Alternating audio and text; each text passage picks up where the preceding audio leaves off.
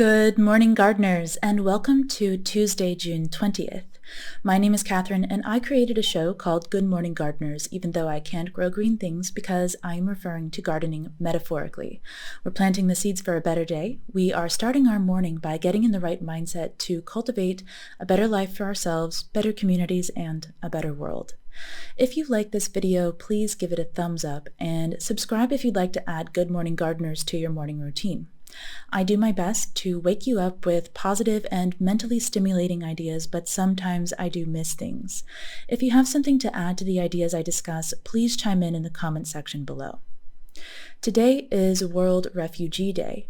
This day honors refugees around the globe and celebrates the strength and courage of people who have been forced to flee their home and country to escape conflict or persecution.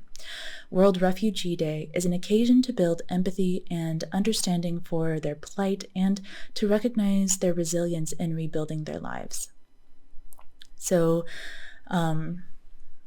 today is actually, I don't want to break the illusion of the show, but today is actually Monday for me.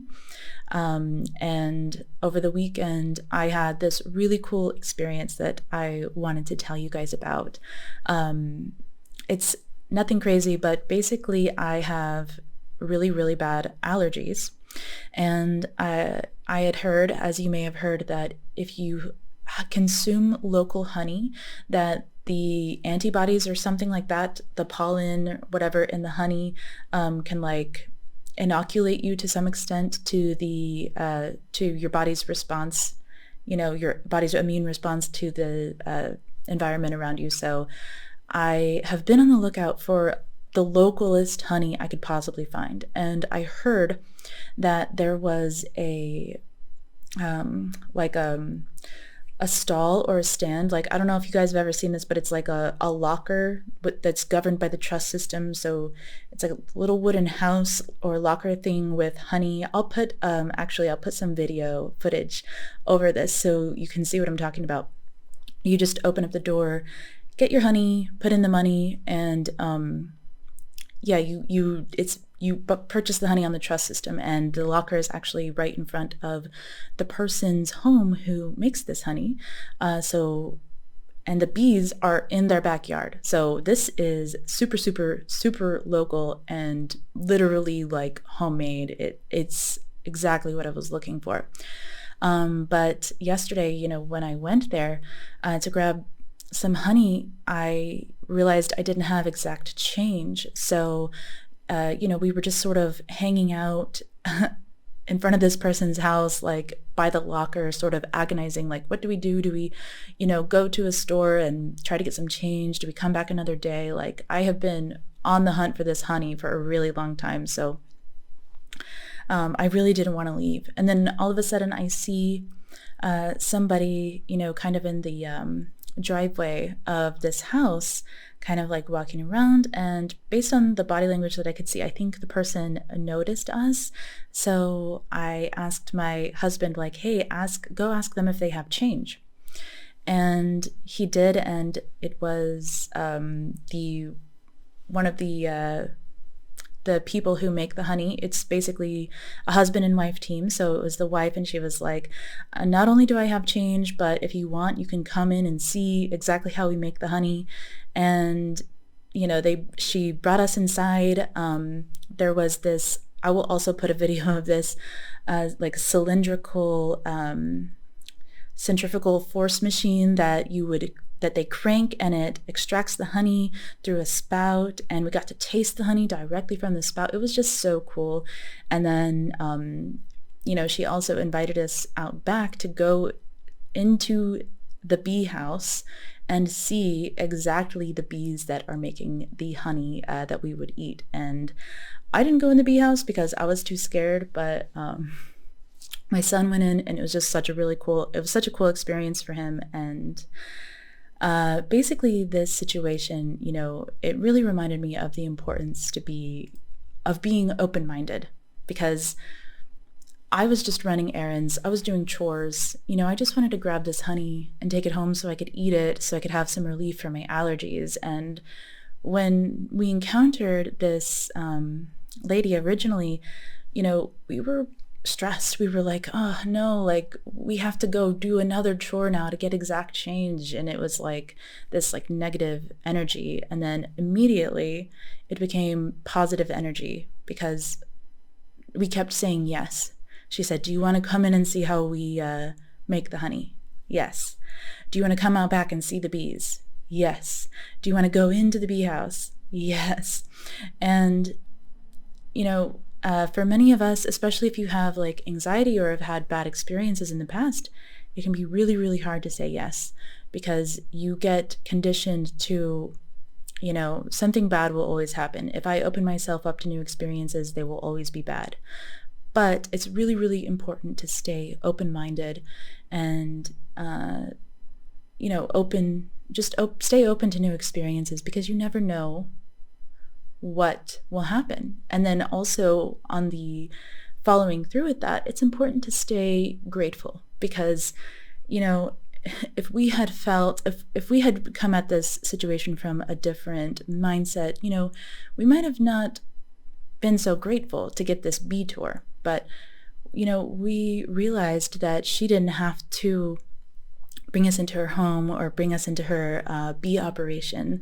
And because we were very aware of that, we came away very, very grateful. And because we were so grateful that she had showed us around, we were that much happier. And we had this memory of like this really cool experience. So this morning, I want to move on to our learning moment, and I am going to share with you today one of my most favorite books that I own. This is an illustrated version of Stephen Hawking's A Brief History of Time and the Universe in a Nutshell. Not the typical kind of book that I read, but I bought it because, I just couldn't resist. It has really cool illustrations all throughout, and just look at the cover, like this embossed cover. If you're watching the video, I just couldn't resist. Look how pretty it is. Anyway, I do intend to also read it, although right now I'm stuck on chapter 2, but that is okay because what I want to read to you today is actually in chapter 1. All right, it says, a well-known scientist, some say it was Bertrand Russell, once gave a public lecture on astronomy. He described how the Earth orbits around the Sun and how the Sun, in turn, orbits around the center of a vast collection of stars called our galaxy. At the end of the lecture, a little old lady at the back of the room got up and said, "What you have told us is rubbish. The world is really a flat plate supported on the back of a giant tortoise." The scientist gave a superior smile before replying, "What is the tortoise standing on?" "You're very clever, young man, very clever," said the old lady, "but it's turtles all the way down." Most people would find the picture of our universe as an infinite tower of tortoises rather ridiculous, but why do we think we know better? Aristotle thought the Earth was stationary and that the sun, moon, the planets, and the stars moved in circular orbits around the Earth. He believed this because he felt, for mystical reasons, that the Earth was the center of the universe, and that circular motion was the most perfect. This idea was elaborated by Ptolemy in the 2nd century AD into a complete cosmological model. The Earth stood at the center, surrounded by 8 spheres that carried the moon, the sun, the stars, and the 5 planets known at the time, Mercury, Venus, Mars, Jupiter, and Saturn. The planets themselves moved in smaller circles attached to their respective spheres, in order to account for their rather complicated observed paths in the sky. The outermost sphere carried the so-called fixed stars, which always stay in the same positions relative to each other, but which rotate together across the sky. What lay beyond the last sphere was never made clear, but it certainly was not part of mankind's observable universe. Ptolemy's model provided a reasonably accurate system for predicting the positions of heavenly bodies in the sky. But in order to predict these positions correctly, Ptolemy had to make an assumption that the moon followed a path that sometimes brought it twice as close to the Earth as at other times, and that meant that the moon ought sometimes to appear twice as big as at other times. Ptolemy recognized this flaw, but nevertheless, his model was generally, although not universally, accepted. So I am sure you have all heard this stuff before. Maybe you'd forgotten the details, but this stuff is like bringing up memories from high school science class. Well, Stephen Hawking goes on to describe many, many more failed or incorrect models of the universe and scientific theories. I am not going to bore you with them this morning, but suffice it to say, humankind has struggled for a really long time to get an accurate picture of reality, and we're actually still struggling to do this. I think it's important to remember this now and then, because as humans, we can so often become entrenched in our own mental models of the universe, and when you become too entrenched, it's almost impossible to update your mental model when you encounter new information. Just like Aristotle felt intuitively that the sun and the other planets and stars revolved around Earth, I think many of us can begin to feel intuitively that the world revolves around us. Now, this is a warped perspective, but it's surprisingly easy to fall into, and I think everyone does it from time to time.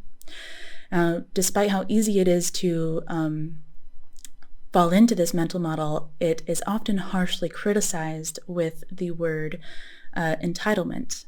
Another word that might come to mind is self-centered or selfish, but today I want to focus on the link between being open-minded and being entitled, or not the link, but how those are counterbalanced, counterindicated towards each other. Now, if you have ever been called entitled by someone, it probably hurt your feelings. It probably made you a little defensive. But even though it may not have been that person's place to judge you, I think it is valuable for each of us to evaluate our own level of entitlement from time to time. It's difficult but important to try to imagine the endlessly expansive and complex world that exists outside of ourselves, and to update our mental models if necessary. For our feel-good moment today, I am going to read from The Subtle Art of Not Giving a Fuck, because Mark Manson discusses entitlement at length in this book. In the section I'm going to read, he's making an argument for considering one's own mortality. I like the connection he draws between death and entitlement, because if you think about it, none of us is really entitled to another day, are we? Mark writes, "Confronting the reality of our own mortality is important because it obliterates all the crappy, fragile, superficial values in life. While most people whittle away their days chasing another buck, or a little bit more fame and attention, or a little bit more assurance that they are right or loved, death confronts all of us with a far more painful and important question. What is your legacy? How will the world be different and better when you're gone? What mark will you have made? What influence will you have caused? They say that a butterfly flapping its wings in Africa can cause a hurricane in Florida. Well, what hurricanes will you leave in your wake?" This is arguably the only important question in our life, yet we avoid thinking about it. 1, because it's hard. 2, because it's scary. 3, because we have no fucking clue what we're doing. And when we avoid this question, we let trivial and hateful values hijack our brains and take control of our desires and ambitions. Without acknowledging the ever-present gaze of death, the superficial will appear important, and the important will appear superficial. Death is the only thing we can know with any certainty, and as such, it must be the compass by which we orient all of our other values and decisions. It is the correct answer to all of the questions we should ask but never do. The only way to be comfortable with death is to understand and see yourself as something bigger than yourself, to choose values that stretch beyond serving yourself, that are simple and immediate and controllable and tolerant of the chaotic world around you. This is the basic root of all happiness. Whether you're listening to Aristotle, or the psychologists at Harvard, or Jesus Christ, or the goddamn Beatles, they all say that happiness comes from the same thing, caring about something greater than yourself, believing that you are a contributing component in some much larger entity, that your life is but a mere side process of some great unintelligible production. This feeling is what people go to church for. It's why they fight in wars. It's what they raise families and save pensions and build bridges and invent cell phones for. This fleeting sense of being part of something greater and more unknowable than themselves. And entitlement strips this away from us. The gravity of entitlement sucks all attention inward, towards ourselves, causing us to feel as though we are at the center of all problems in the universe, that we are the one suffering all of the injustices, that we are the one who deserves greatness over all others. As alluring as it is, entitlement isolates us. Our curiosity and excitement for the world turns in upon itself and reflects our own biases and projections into every person we meet and every event we experience. This feels sexy and enticing and may feel good for a while and sells a lot of tickets, but it's spiritual poison. It's these dynamics that plague us now. We are so materially well off, yet so psychologically tormented in so many low-level and shallow ways. People relinquish all responsibility, demanding that society cater to their feelings and sensibilities. People hold on to arbitrary certainties and try to enforce them on others, often violently, in the name of some made-up righteous cause. People, high on a sense of false superiority, fall into inaction and lethargy for fear of trying something worthwhile and failing at it. The pampering of the modern mind has resulted in a population that feels deserving of something without earning that something, a population that feels they have a right to something without sacrificing for it. People declare themselves experts, entrepreneurs, investors, innovators, mavericks, and coaches without any real-life experience. And they do this not because they actually think they are greater than everybody else. They do it because they feel that they need to be great to be accepted in a world that broadcasts only the extraordinary. Our culture today confuses great attention and great success, assuming them to be the same thing, but they are not. You are great already, whether you realize it or not, whether anybody realizes it or not.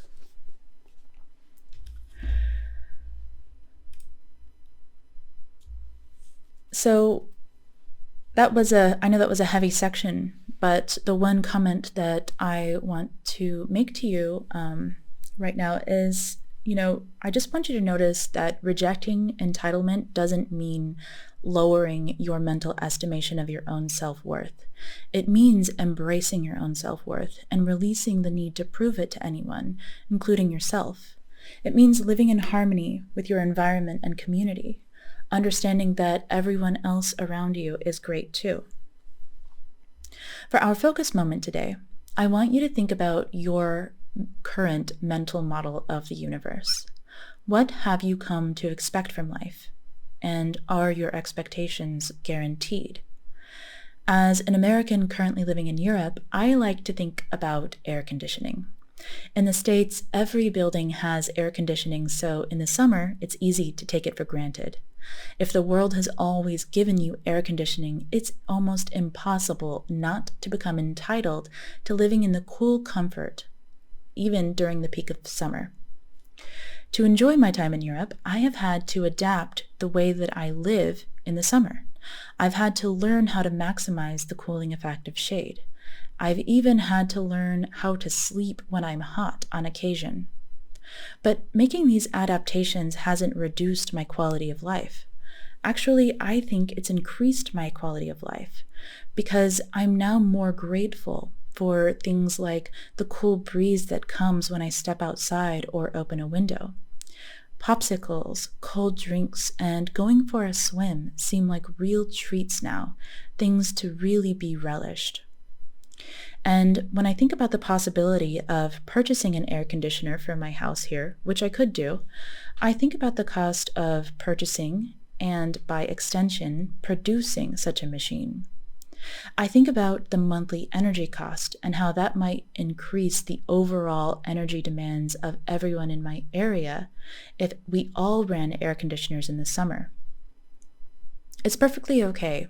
Actually, it's great to want things, and I am all about making the world a better place for human beings, in a responsible way. But if you start to take what you want for granted, you stop being grateful, and you stop being open-minded. The way I see it, gratitude and open-mindedness go hand in hand, and both of these are stifled by entitlement. So after you take stock of your mental model this morning, maybe ask yourself what you might, excuse my dog. After you take stock of your mental model this morning, maybe ask yourself what you might be taking for granted, and if you could encourage more gratitude in your life by being more open-minded. I hope you found this helpful, and I hope you have a wonderful day. I will speak with you again tomorrow.